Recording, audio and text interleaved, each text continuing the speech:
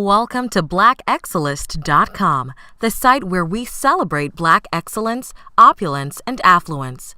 Our mission is to inspire you as we enlighten you.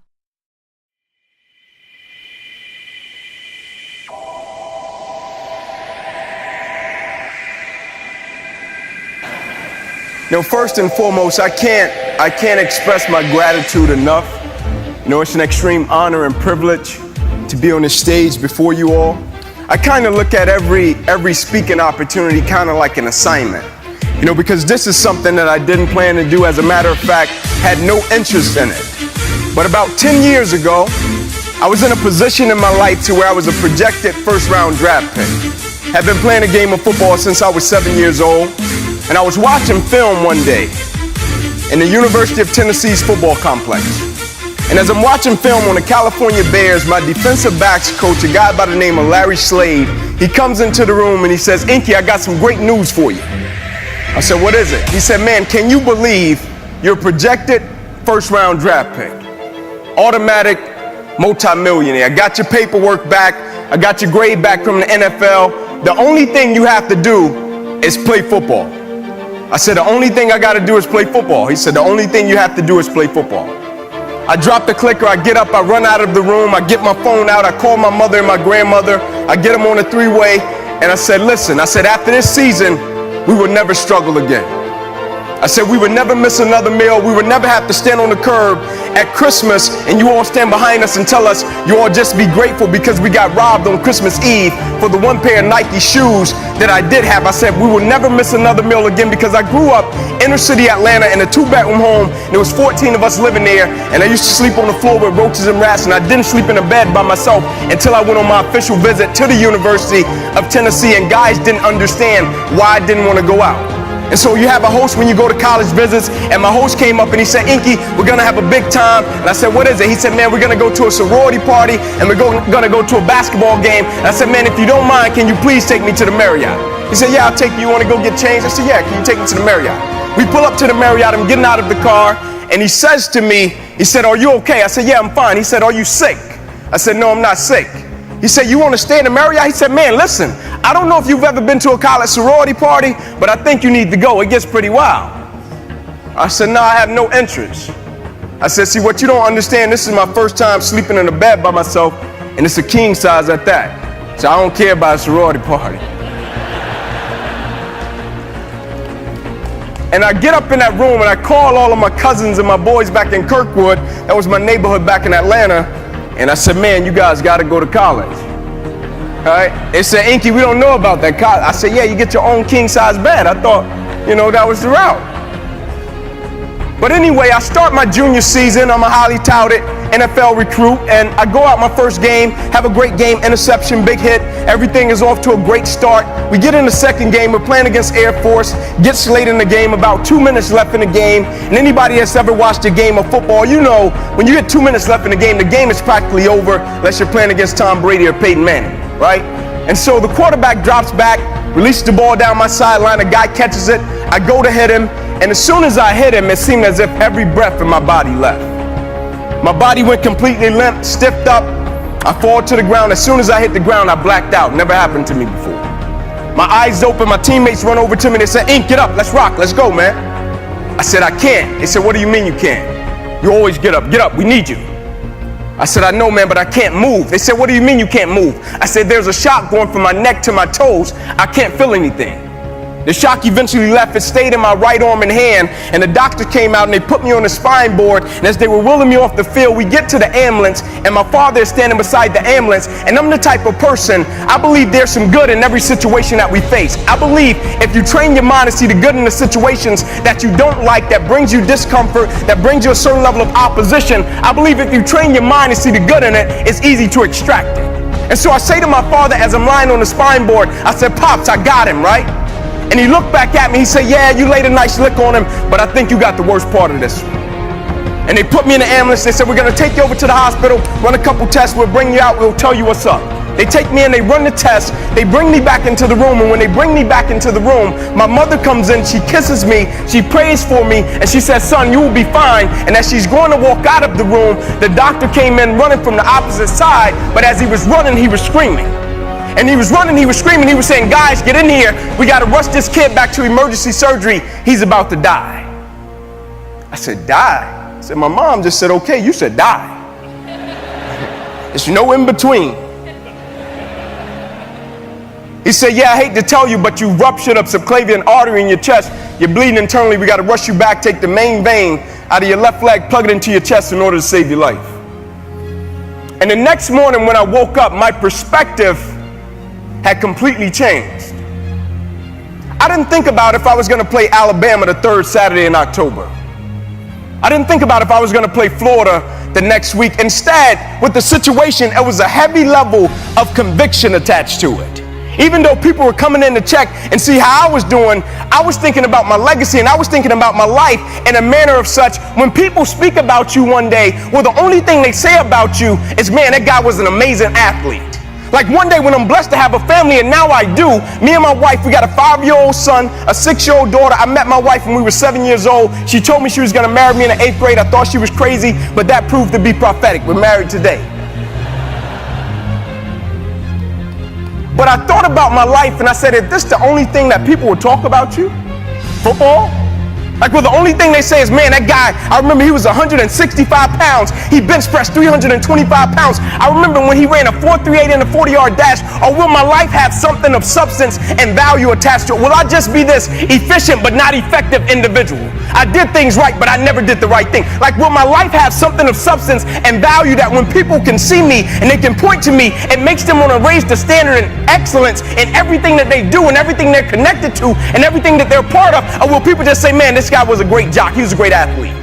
And when I got out of that hospital, I thought I was driven when I played sports. I thought I was dedicated and committed when I played sports. But there's a quote that says, when do a person start to really live? When a person has faced death. And I came in contact with death, but I beat it and I conquered it and I survived. And I felt as if somebody pulled the shades up on my life and they said, now you see life for what it's really worth. My perspective had totally changed.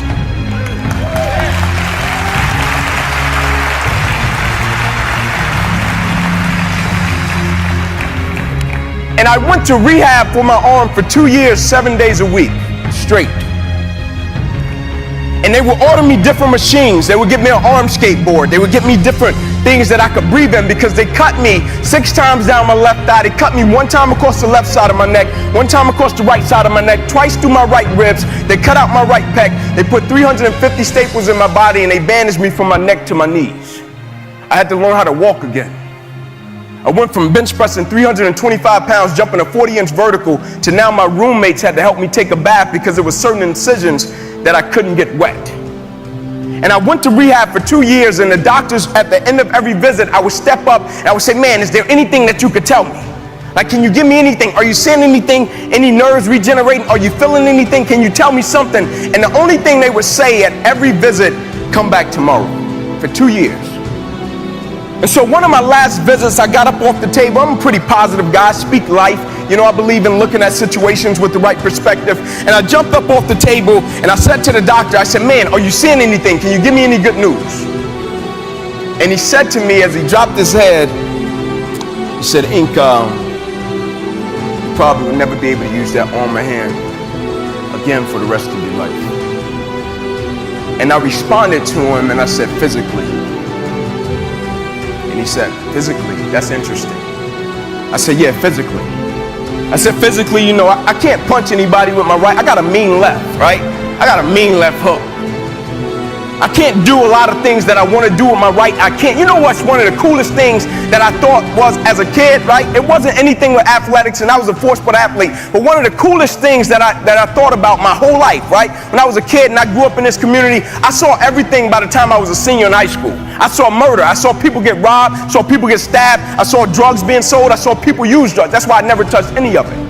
But when I was a kid, there was a swimming pool on the other side of the tracks in my neighborhood, right? Other side of the track, swimming pool.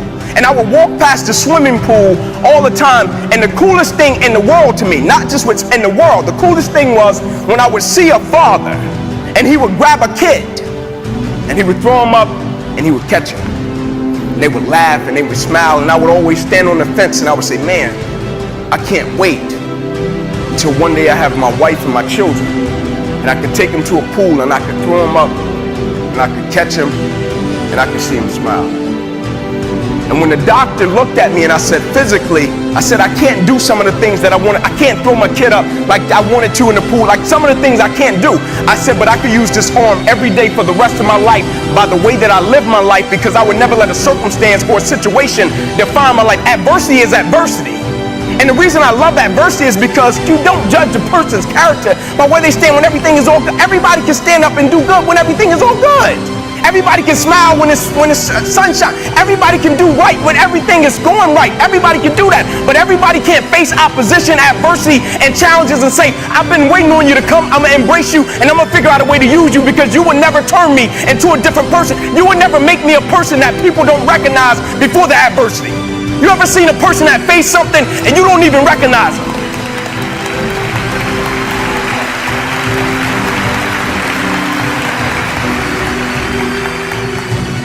Like the thing I've learned about life, like everybody is in different businesses, per se, but at the end of the day, we're all in the people's business. And what I mean by that is every day we have a chance to impact somebody's life, right? And I firmly believe with the things we're part of and the things we do, we all have to have a purpose that's a lot greater than ourselves. So when we hit things that we don't understand and that brings us a certain level of discomfort and that hurts us and we just can't pull the grips on it, when we have to encounter things like that, we have to step back and we have to figure out, how can I use it? And a lot of times as people, like naturally people are selfish, right? And what I mean by that is they approach situations and they say, what can I extract from this situation and how can it benefit me? But the moment an individual shifts their perspective and shift their mentality and shift their attitude from me to we, that is the moment an individual becomes literally dangerous. Because now an individual is attached to purpose and mission. And when you have an individual that's attached to purpose and mission, it's not too many things that's going to stop them. You see, my football career ended, but my reason for why I lived my life, it never did. I just had a paralyzed right arm and hand. My mentality wasn't paralyzed. My spirit wasn't paralyzed. My drive wasn't paralyzed. My dedication wasn't, my commitment wasn't, I was the same man. I just had an extra boost of energy for why I lived my life. I wear this as a badge of honor. Every single day, the adversity, the opposition that life sent to break me, I wear it as a badge of honor because I understand every day of my life, I represent something. It's just like every individual in this room, every company, every brand, when people see you, they think something. When we've all seen those people, we see them coming, we're like, oh, here come this crybaby. They're whining about something. And then we've all seen those people where we say, man, where you been, brother? I've been needing to see you, man. How can we be those type of people in our companies and our families and the things that we're connected to? How can we be those people that's a breath of fresh air, man? How can we be those people that live life with passion and compassion? How can we be those people when we ask people questions, we don't just listen with the intent to reply, but we actually listen with the intent to understand? How can we be those people that understand everybody that comes across our path, they come across our path for a reason. And so when we approach them, we listen, and we share a little bit of love, and we want to leave them a little bit different. Like I'll never forget, I talked to the guy that I encountered the hit with that left my arm like this, and that changed my life. I'll never forget, I talked to him. He called me and he played for the University of Air Force, obviously, and he just so happened to be from Atlanta. And he calls me and I picked up the phone. It was about a year and a half after my incident happened. I pick up the phone, this guy is crying his eyes out. And he says to me as he's crying, I'm sorry.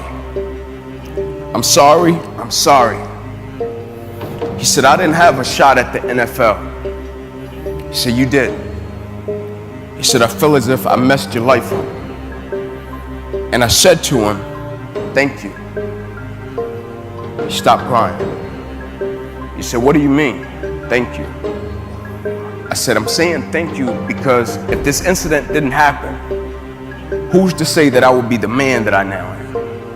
Who's to say that I would be the father that I now? Who's to say that I would have the perspective that I have? Not that my perspective was bad before. Adversity, it's all about perspective. It's never about what we go through. It's how we view what we go through. And when I told him thank you, the reason he didn't understand it, it's not so much about a story, right? We all have stories. Like the ESPN producer told me, he came down to see me in Atlanta and they shot my little special and he told me, I'm not coming just for the story. Everybody has a story. He said, I'm coming because I can't understand your perspective and I can't understand how you can be thankful for something that brings a lot of people pain and they just can't understand. I can't understand how you're thankful for something that a lot of people can't even process and they will use it as an excuse.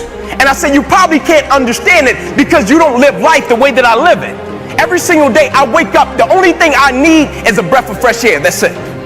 I don't need a reward. I don't need a product. The only thing I need is breath in my body. And every single day I'm going to wake up and I'm going to live life for the right reason. And I'm going to live life in the right way. I'm going to live life with passion, with love and compassion. Because when I almost lost my life, that shade went up and it made me realize what life was really about. And at the end of the day, I think we all know it's not about anything superficial or materialistic. We've all experienced that. We've all got that new car and 3 days later it's just a new car. And then we've all done something for a family at Christmas. And why did it feel better when we did something for a family at Christmas than when we did something for ourselves?